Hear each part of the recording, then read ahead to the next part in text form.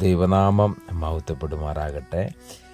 ഫിലിപ്പിയർക്ക് എഴുതിയ ലേഖനം 4-ാം അധ്യായത്തിൻ്റെ 4-ാമത്തെ വാക്യത്തിൽ പറയുന്നുണ്ട്, കർത്താവിൽ എപ്പോഴും സന്തോഷിപ്പീൻ, എപ്പോഴും സന്തോഷിപ്പീൻ എന്ന്.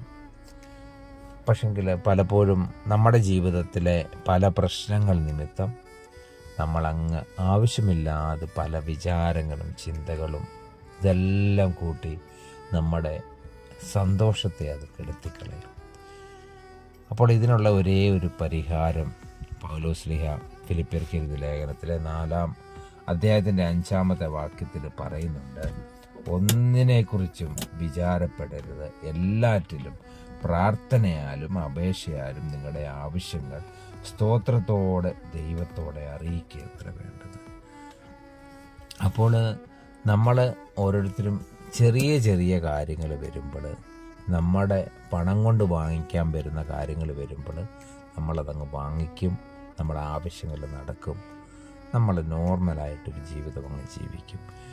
പക്ഷെങ്കിൽ ചില കാര്യങ്ങൾ വരുമ്പോൾ നമ്മുടെ പണം കാണത്തില്ല, അല്ലെങ്കിൽ നമ്മുടെ സ്വാധീനം ഉപയോഗിച്ചത് ലഭിക്കുക സാധ്യമല്ല. അപ്പോൾ നമ്മൾ ചിന്തിക്കുവാനും ഭാരപ്പെടുവാനും തുടങ്ങും.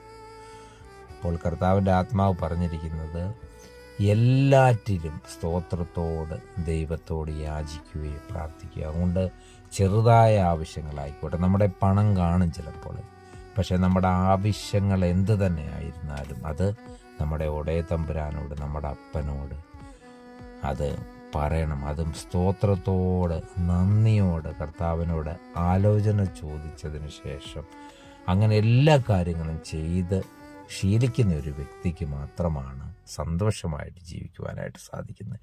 ഈ വചനത്താൽ ദൈവം നമ്മെ അനുഗ്രഹിക്കട്ടെ. ആമീൻ.